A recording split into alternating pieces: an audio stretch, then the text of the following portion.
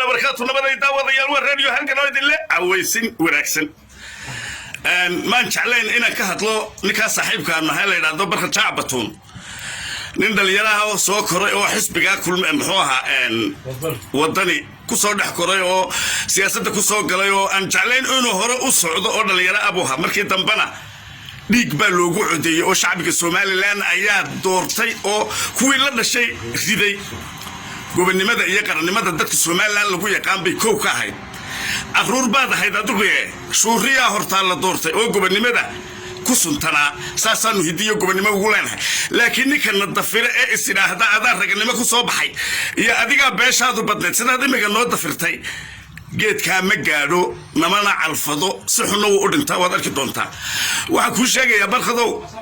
isla boodintii aad isla boodeen 20,000 oo cod baa lagu doortay aad lahayd habeenkaad gudoontaba daacad maad hayna uska baad haydo hoosta ka xanuunsanaysay kumaad farxin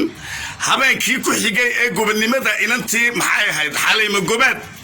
20,000 kuugu jeebku kugu soo ridayna halkaad ka hadashay sidaad u hadashay waa la ogiyay dadku kaama liito laakiin anagu gobonnimadayada iyo wanaagayaga waan taranayo ilaahay baan wax saaysanaaye bili aada waxba ma siisano marka waxa weeye barkadow maalin baad ka soo dhacaysay Nairobi baad tagtay ciidaad la xidhiidhay waanu ognahay habeen qula Soomaaliland ma noqon dad ilaahay ku waalay oo aan waxba ahayn baad u qaadatay laakiin wadna baran doontaa ilaahay baan iska bari doona waxaan ku leeyahay arrinka imagana aad ku dhex jirta ee inamada yar saxafiyiinta ah ee xamar lacagta looga soo diray ee farmaajo lacagta u soo diray ee lagu dhabar jabinayo guusha Soomaaliland iyo guusha madaxweynaha Soomaaliland ka gaaray safarka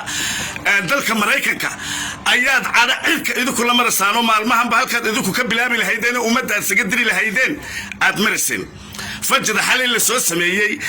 إنما ذا ورياشة أبنت لقى سميي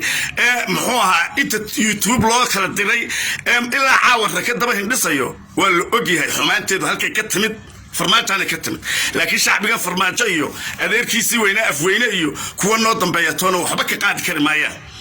waxa ii geeyay hadalka inanka yareeg gacanta duubteed ag fadhido ee aad tiri waxay doonayaan ilaa inoo bixiyo fidnada Soomaaliland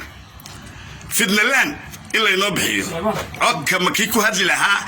ayaad adigu tahay sidaad u bugto ee u xanuunsanayso ee aad dadkan u haysatay in ilaahay ku waalay ayaa ka muuqata laakiin habeen iyo maalinba raadkaaga waan ognahay dadkuna kaamil liitaan oo ka aqal sareeyaan barkadow waxaad dibin daabiye dhigtay iyo waxaad soo wadaba dadku waa ogyahay xalayna muskiibu dambeeyaa kula dumay caawana waxaad tiri fidna Soomaaliland in loo bixiyo ayaa ka baqaya markaad 20,000 oo cod xaraga ku heshay markii rag lagaas reeysiiyay ee 20,000 oo dollar suuqa Hargeysa lagu dhexsiiyay dawbay noqotay sida awrka dib noogu qaadido laakiin dadkan waa dad wax walba qaadi kara waxaynu eegi doonaa koruka caagibahayd wixii masharada hayde oo sidaad degaagiba bilaabmay bal halkaad ku dambeysay Hargeysa weyn wada joognaa xumaanta aad ummadda Soomaaliland sida ku gasho u laaqayso qandareysada aad ka soo qaadatay farmaajo halka ay ku geeyaan halka ku tumaan eegi doona waxay noqotay Ahmed Muuse Biixi ina yaro dhalinyaraho muxuu ahaa dugsi sare ka baxayo Ethiopia loo dirayo muxuu ahaa gogasha dhigtay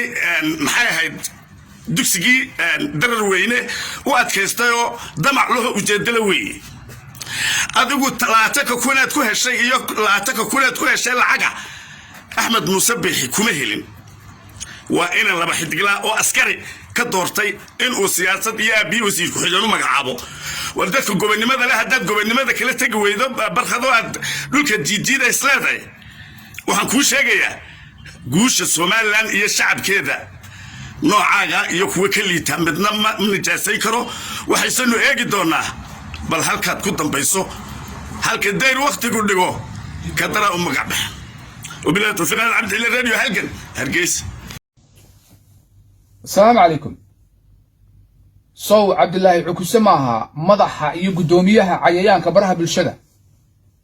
waxa ku salaamaya waa saxafigii sare ee Cabdisalaam Germany gudoomiye miyaanad ogeyn oo aanad warbanoo haynin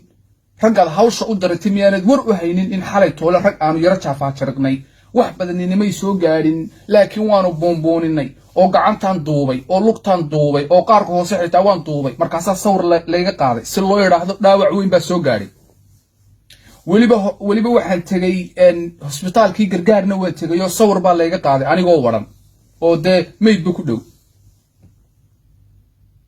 habeen dhaweyd Soomaaliya arkay sida siyaad barro wamaanay waryaa baraha bulshada dhan baa qarxay caawana tuka iyo moorgama waan ugu xigsiinaya wixii la igu soo tabcay iyo arrimahaygo dhaniba waxay noqotay inaan agoontii kacaanka aan amaano ficilku meel kasta weyn la gelayaa hawl baynu wadanaay bishan lacagteeda weyn soo kordhisay Cabdilaahi ku soo ma maqlaysid aad baan ku salaamay intaas uma ku sheegay ha ma xisbiga wadanina waxaad ku tiraahdaa subaxa berri toola shirki jaraa'id ha ilaawina barkad batuun iyo yarkii dhamana waad soo safaysaano waxa leediin saxafada yaan la caburinin dawladdu saxafada yaanay caburinin saxafada xor weeye xorriyatu qowl bay haysataa freedom of speech bay haysataa hal sii daayo waxyaabaha noocaas waana shubaan oo dawladda waynu ku garaacaynaa baan ku aadiyaad safarka madaxweynaha iyo horumarkan uu ka jeedinayna ummaddo dhinaca kale inuu ugu rogaynaa aadiyaad Cabdilaahi ku soo aad baan ku salaamay gudoomiye hawsha aad noo igmatay aad baan u wadnaa inaba geliyo annaga nagu halle